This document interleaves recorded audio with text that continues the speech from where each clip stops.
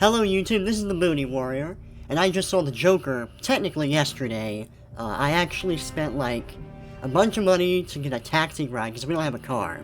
Spent money to get a taxi ride to the theater, and it was with my mom, because I was like, I'm not going to go to the theater on my own, and she was pretty much the only one available.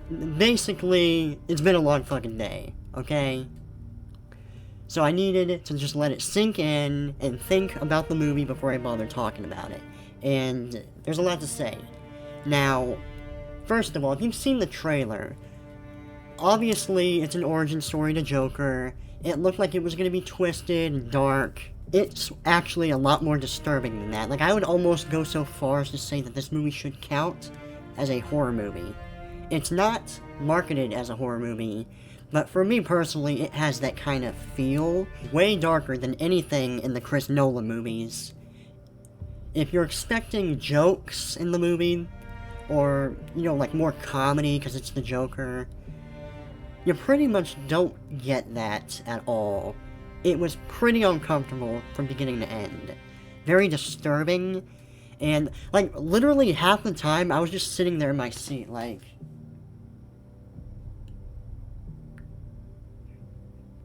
Like, I couldn't even believe what I was fucking seeing. You know, after this movie was over, I was, like, genuinely exhausted. Like, mentally. I'm like, okay, I need something happy, something cheery. I need, like, puppy videos or anime to wash down this Joker angst. So, in this movie, the Joker's iconic laugh, which, by the way, I love Joaquin Phoenix. I'm not sure how you pronounce his name. I think it's Walking Phoenix, or some shit like that. But anyways, I love his laugh. Some people have found it annoying. It doesn't really bug me, personally. But I thought it was an interesting twist how they made it to where it's actually a disorder. It's a mental thing where he laughs. And that's probably one of the biggest things that makes this movie so painful. Like, this movie is a cringe fest, technically. Not in the sense it's that bad, but in the sense of you just feel so sorry for this guy. Because he's constantly getting fucked over by his mental condition. And I don't know what the technical name for it is, but basically, it's revealed that the Joker has, or excuse me, Arthur, as he's called in this movie before he changes, he can't control his laughter. And I have heard of this in the past. This is a real mental condition, of course. And there's this part where he's like in some comedy club trying to tell jokes, and he's just fucking shitting the bed so hard he can't even get a word out. It's painful. Like, goddamn. I'm like, ugh. Like, I actually had to turn away from the screen during that whole scene. I'm like, I can't take this. And, speaking of Walking Phoenix, he does do great in this movie. He pretty much had to carry the movie on his own, because it is all about him. The entire movie is from his perspective, his character's perspective. It's a very personal kind of story, and he did fantastic. I can't imagine any actor that could have done it better, actually. You just buy him as, like, this real person that's descending into madness. You know, they make him very sympathetic. But at the same time, of course, he's killing people, so you're like, well, this is fucked up, dude. Which is one of the more disturbing aspects to this movie, and, well, I think the controversy surrounding it it's fucking dumb. But I can understand to an extent why this movie would, turn people off the way it does. It's no secret in America that this country has a big problem with mass shooters, and, that's pretty much what the entire movie is. It's basically the story of, like, this crazy fucking killer. Just going from just being this really awkward, troubled man. You know, he's got this shitty job working as, like, a clown or something. And you can kind of see the origins of, okay, that's where he got the clown idea, which makes sense. Which is apparently based on, I believe there's a comic called The Killing Joke. I don't read comics, so I'm not 100% sure about this. But I think in The Killing Joke, it is revealed that the Joker had a job working as a clown before he changed. and that fits very well. Like I said earlier in the video, the Joker is not funny, he's not comedic. He's very, very serious in tone. He's not even like Heath Ledger. Like, even Heath Ledger's Joker had a sense of humor to an extent, even though he was pretty serious and badass. But this one is like more brooding and like psychotic. I found him very unpredictable throughout, especially in the part where he randomly just kills this guy that's been fucking him over the whole movie. This guy that comes across as his friend at first, but as it's revealed, it's like, oh no, this guy's a huge dick that's like lying to his boss to get him fired for some reason. It's not even like explained why. I guess he just felt like joking around or something. And as far as like the serious Joker goes, it's actually so serious that he has like a angry psychotic mental breakdown on this TV show where he like just shoots a guy point blank on camera. And he just walks up to the camera, which is a very Joker thing to do. And that's what I love so much about the performance, is even though it's very different in how exactly it's portrayed, it still kind of feels like the Joker. And it's a completely original take on him, too. The cinematography in this movie is interesting. There's a lot of uncomfortable close-ups on the character's face. And going back to imagery, this movie does have a lot of creepy imagery. My favorite disturbing thing in the movie is the part where he's putting on just part of the makeup. You know, just the white shit on his face. He's putting it on his tongue for some reason, which is just weird. And his friends come in and he's like holding this pose over the doorway. And he's got like his head crooked, and you can kind of just barely see his face because like his hair is kind of covering it. I think that was in the trailer too, and I was just like, Okay, that's like nightmare fuel right there, legitimately. I like the shot where he, like, uses the blood from his mouth to, like, make the smile. The opening shot of the movie is just him putting on the makeup, Arthur, and it's very creepy. Anytime he, like, does the fucking shit with his mouth, it's like, especially when he does it to, like, Bruce Wayne later in the movie. Like, I can understand trying to make a kid laugh, especially when it might be your brother, which, to be honest, it wasn't super clear by the end of the movie anyways, but, like, why would you do this to a random kid that doesn't know you? Even if you may be related, you should probably talk to an adult or something first. And of course, I think it's supposed to be Alfred. Alfred is, like, a huge dick in this movie, and he doesn't really look like Alfred either, unless the logic is he's gonna look more like classical Alfred, like, as he ages, by the time that Batman is a thing. Later in the movie, there's a shot where he's on a train, and these guys are, like, harassing him, and they're, like, creepily walking up to him because he's having a laughing fit. Like, basically, the lights are going on and off, like, while they're walking towards him. Very creepy and haunting image, really. And, of course, it's symbolism. Pretty on-the-nose symbolism of this is the darkness in Arthur's mind slowly creeping in, and it does build up to the point where he ends up shooting a guy. And you think at that point he would try to, like, escape from the situation immediately, but he actually goes ahead and hunts down all the three guys. And in one of the more bizarre scenes in the movie, his immediate thing to do is he just runs into a bathroom, and he's like, just doing this shit. I don't even know what it is. He does this dance throughout the movie. And, in this particular scene, it was very creepy. It was actually kind of funny the first time he did it, because he's like, oh, wow, you're such a good dancer with his weird body proportions.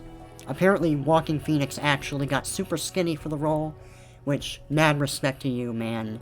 I love dedication with actors. Just going that hard into just immersing yourself into the character. But anyways, to be honest, in a way, the dance scenes kind of came across as pretentious. I don't want to throw that word around too much during this review, but the movie did get up its own ass a couple, 2-3 times, and the soundtrack, I think, really elevates how pretentious it seems. It's okay for a couple scenes for the dance, but, like, maybe I'm missing something. Like, it's some crazy metaphor, Because otherwise, it's just like, who dances like that? It is weird enough that it fits the Joker anyways. So, speaking of music, that's another thing I wanted to talk about, is the soundtrack is great in this movie. There's not a lot of movies that come out, especially today, where the soundtrack is actually, like, oh, I'm actually noticing the music. Because 9 times out of 10, it's like generic brand fucking soundtrack, like, whatever. It's just another, like, just typical Hollywood soundtrack. It's epic. But this one, it felt very unique, and there's a lot of haunting tracks in particular. None of it is, like, exciting per se. It's just like, okay, I'm uncomfortable. Now I'm even more uncomfortable just because of the music. I like the main theme, and it does fit in with the madness of just going into insanity. And while I'm talking about the soundtrack, I should mention that there's a lot of quiet moments in this movie, and I appreciated that. Because another thing I noticed with a lot of Hollywood movies is most of the time they rely completely on the music to, like, control your emotions. It's manipulative, in a sense. Like, when I think of a classic example of music manipulating you in a movie, I think of War of the Planet of the Apes. Oh, here's a sad scene. This is where the sad music plays. You're supposed to feel sad now. Or, like, in a typical horror movie these days. Oh, man. This fucking spooky music. This is the part where you get scared. Are you scared? You should be. There's a fucking jump scare coming, bruh. I respect how much the movie held back, you know? Because, like I said, you don't really see that too much anymore. And I think it's fair to say this is a mainstream movie. It kind of felt independent. In terms of negatives of the movie, I don't really have any complaints. It was a enjoyable ride. Enjoyable ride, technically. It's a very well-made movie. But it's so hard to watch that it's like, would I really want to watch this more than once? It's just a train wreck, you know? I didn't like how they shoehorned in the death of Wayne's parents later in the movie. I thought the way they introduced the Wayne family into the movie itself was interesting.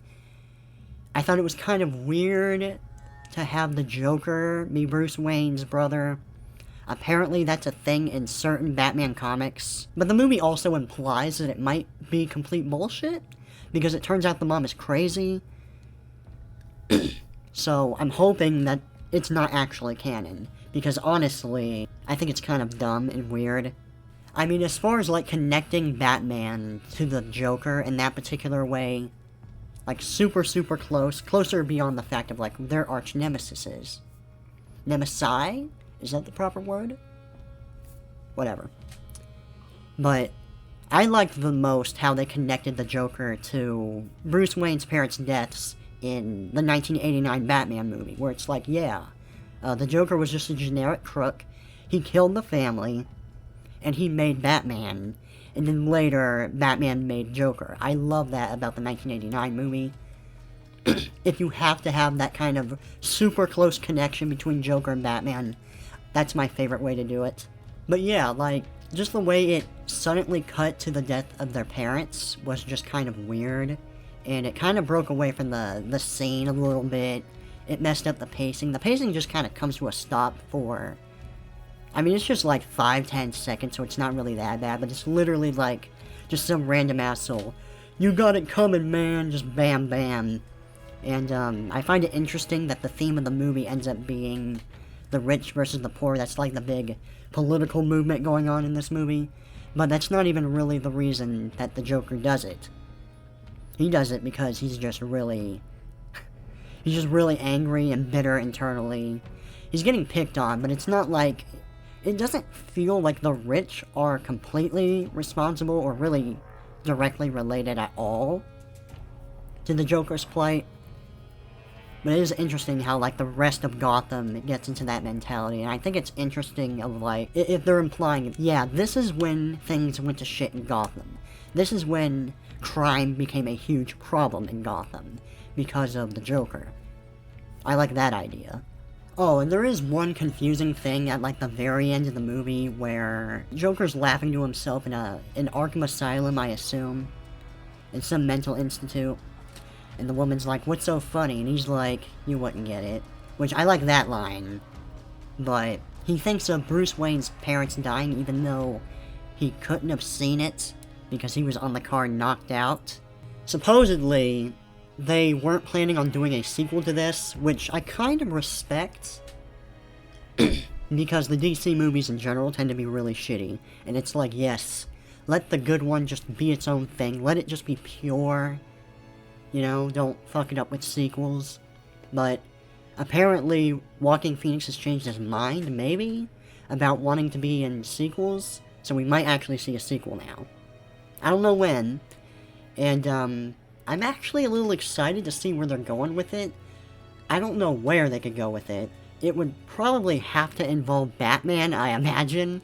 Probably the Joker versus Batman showdown, which, yeah, it's been done to death in movies and comics and shows, but let's be real, people, it never gets old. And this is a very different kind of Joker anyway, so it's like, yes, I want to see how exactly these interactions would go. But yeah, that's my thoughts. Go fucking see the movie right now, but be mentally prepared, because, it's quite a ride. It is a slow burn, it's a very slow movie. It takes a while for Arthur to become the Joker. It pretty much doesn't happen until, like, the very end of the movie. And I think it's, like, a couple hours long, but, yeah, pretty great.